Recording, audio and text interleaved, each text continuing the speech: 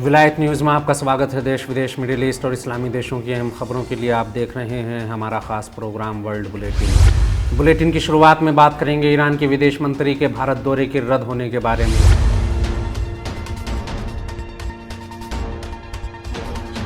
Iran के विदेश मंत्री हुसैन अमीर अब्दुल्लाहियान 3 और 4 मार्च को भारत में होने वाले रायसीना डायलॉग में हिस्सा नहीं लेंगे। अमीर अब्दुल्लाहियान मार्च महीने की 3 और 4 तारीख को रायसीना डायलॉग के लिए भारत आने वाले थे। इंडियन एक्सप्रेस की रिपोर्ट के मुताबिक आयोजकों की तरफ से इस प्रोग्राम के प्रमोशन के लिए शेयर की गई एक वीडियो में 2 सेकंड के लिए दिखाए गए एक फुटेज से नाराज ईरान के विदेश मंत्री हुसैन अमीर अब्दुल्लाहियान ने अपना भारत दौरा रद्द कर दिया है। इंडियन एक्सप्रेस ने लिखा कि ईरानी विदेश मंत्री मार्च महीने की 3 और 4 तारीख को रायसीना डायलॉग के लिए भारत आने वाले थे, लेकिन 2 सेकंड के एक वीडियो के कारण अब उनका ये दौरा रद्द हो गया है। 1 मिनट 50 सेकंड के इस वीडियो में एक जगह पर एक ही फ्रेम में ईरान के राष्ट्रपति सैयद इब्राहिम रईसी की तस्वीर के साथ ईरान में हुए सरकार विरोधी हिंसक प्रदर्शन की एक तस्वीर दी गई है, जिसमें एक ईरानी महिला अपने बाल काट रही है। गौरतलब है कि रायसीना डायलॉग का आयोजन observer research foundation ORF Bharat सरकार के विदेश मंत्रालय के साथ मिलकर करता है। इसमें कई देशों के नेताओं समेत अलग अलग मुद्दों के जानकार हिस्सा लेते हैं। इस साल ये कार्यक्रम दिल्ली में 2 से लेकर 4 मार्च तक होना है।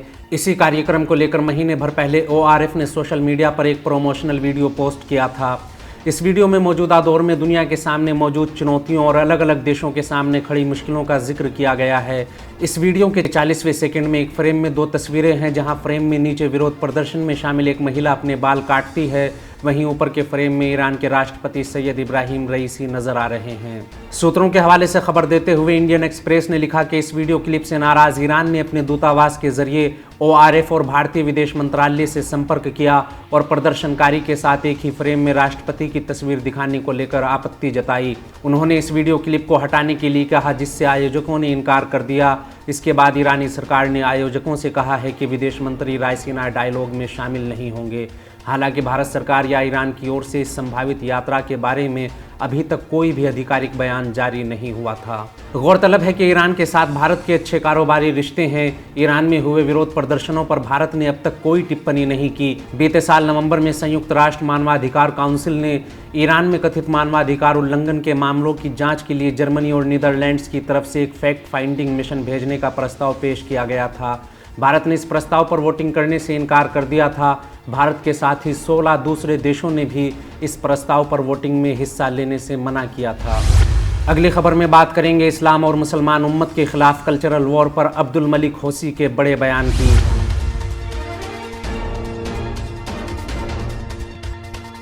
यमन के लोकप्रिय जन आंदोलन अंसारुल्लाह के जनरल सेक्रेटरी सैयद अब्दुल मलिक अल हौसी ने अमेरिका पर दूसरे देशों की संप्रभुता और आज़ादी की धज्जियां उड़ाने और उनके आंतरिक मामलों में दखल देने के आरोप लगाते हुए कहा कि अमेरिका के लिए दूसरे देशों की आज़ादी और संप्रभुता के कोई मायने नहीं हैं। अलग अलग देशों में उसके राजदूत मुल्क के दाखिली मामलों में दखल देते हैं। उन्होंने वहाबी आतंकी संगठनों के बारे में बात करते हुए कहा कि अमेरिका ने इन आतंकी संगठनों को बनाकर इलाके के देशों और इस्लामी समाज को उनसे मुकाबला करने में उलझा दिया और खुद उनकी आड़ में अपना उल्लू सीधा करता रहा।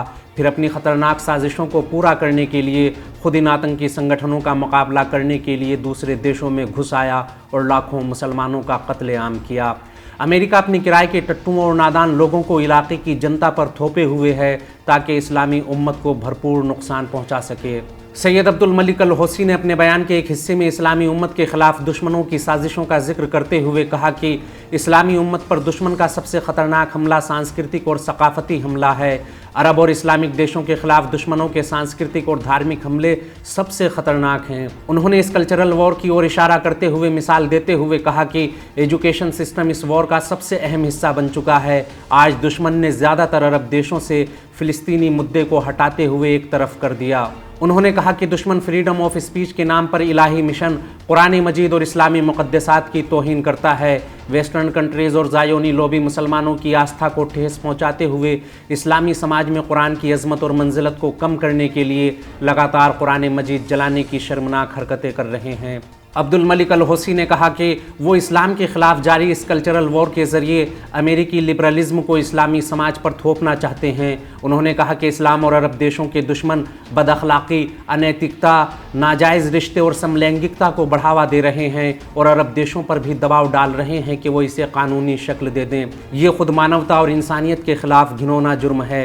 दुश्मनों की इन हरकतों के मुकाबले पर खामोश रहना और आँखें मूंद लेना एक तरह से उनके आगे घुटने टेकना है।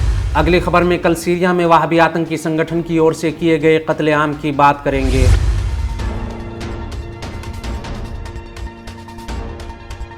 ज़लज़ले की भीषण आपदा का सामना कर रहे सीरिया से दिल दहलाने वाली खबर आ रही है। सीरियन जनता के मन से अभी तक ज़लज़ले के ज़ख्म कम भी नहीं हुए थे कि इस बार वहाबी आतंकी संगठन ने एक बार फिर आम लोगों को निशाना बनाते हुए 53 लोगों को बेदर्दी से मार डाला। मीडिया रिपोर्ट्स के मुताबिक वहाबी आतंकी संगठन ISIS ने कल जुमे के दिन पूर्वी हुम्स के अस्सुखाना शहर के दक्षिण पूर्व में मशरूम जमा कर रहे लोगों पर अंधाधुंध फायरिंग करते हुए कम से कम 53 लोगों को मार डाला। स्थानीय सूत्रों के हवाले से खबर देते हुए सीरिया की साना न्यूज़ एजेंसी ने कहा कि हुम्स के उपनगर अस्सुखना के ज़बियात के रेगिस्तानी इलाकों से मशरूम जमा कर रहे आम लोगों को वहाबी आतंकी संगठन ISIS ने निशाना बनाते हुए अंधाधुंध फायरिंग की, जिसमें कम से कम 53 लोगों की घटनास्थल पर ही मौत हो गई। बता दें कि आतंकवाद के विरुद्ध संघर्ष में दमिश्क की निर्णायक जीत के बाद वहाबी आतंकी संगठन ISIS सीरिया के ग्रामीण और रेगिस्तानी इलाकों में आम नागरिकों और सरकारी बलों के खिलाफ हमले करता रहता है।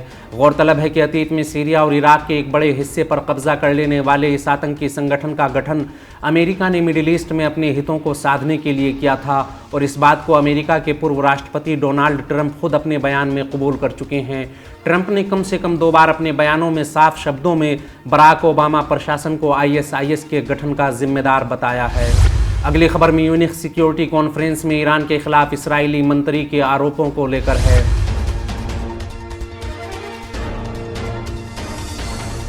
ईरान की बढ़ती मिलिट्री पावर और उसकी मिसाइल और ड्रोन तकनीक के बारे में पिछले काफ़ी समय से अमेरिका और उसके सहयोगी देश अंतर्राष्ट्रीय प्लेटफॉर्म पर बयानबाजी करते रहे हैं। हाल ही के दिनों में ये बयानबाजी और तेज़ हो गई है।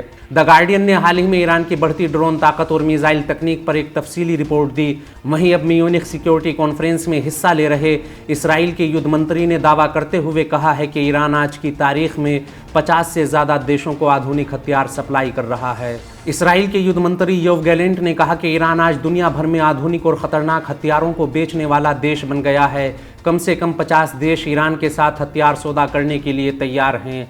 ईरान के खिलाफ अपने बेबुनियाद आरोपों को जारी रखते हुए गैलेंट ने कहा कि ईरान 1000 किलोमीटर तक की दूरी आराम से तय करने वाले खतरनाक ड्रोन विमानों को बेलारूस समेत पूर्वी यूरोपीय देशों को दे रहा है, जबकि वो यही काम लैटिन अमेरिका में भी कर चुका है। ईरान के खिलाफ एक बार फिर दुनिया को साम्राज्यवादी धड़े और ज़ायोनी लॉबी के साथ एकजुट होने की अपील करते हुए गैलेंट ने कहा कि हमें ईरान के बढ़ते खतरे को रोकने और उसके कामों की सज़ा देने के लिए मिलकर काम करना होगा। गौरतलब है कि हाल ही में गार्डियन ने ईरान की बढ़ती मिलिट्री पावर और ड्रोन तकनीक के बारे में रिपोर्ट देते हुए दावा किया था कि ड्रोन निर्माण के मामले में ईरान का कोई मुकाबला नहीं है। वो ड्रोन निर्माण के मामले में वर्ल्ड लीडर बन चुका है। द गार्डियन ने ईरान की बढ़ती सैन्य ताकत के बारे में लिखा कि ईरान सस्ते और घातक ड्रोन के उत्पादन में दुनिया के सबसे बड़े देश के रूप में उभर रहा है। द गार्डियन ने ईरान और दुनिया भर के देशों के बीच हथियार सौदे पर बात करते हुए अल मॉनिटर के हवाले से कहा कि ईरान के वरिष्ठ सैन्य अधिकारियों ने कहा है कि ईरान की ड्रोन पावर इतनी बढ़ गई है कि चीन ने भी ईरान से 15,000 ड्रोन खरीदने में दिलचस्पी दिखाई है। हमारा आज का बुलेटिन यहीं ख़त्म होता है। देश विदेश, मिडिल ईस्ट और इस्लामी देशों की अहम खबरें जानने के लिए विलायत न्यूज़ से जुड़े रहिए।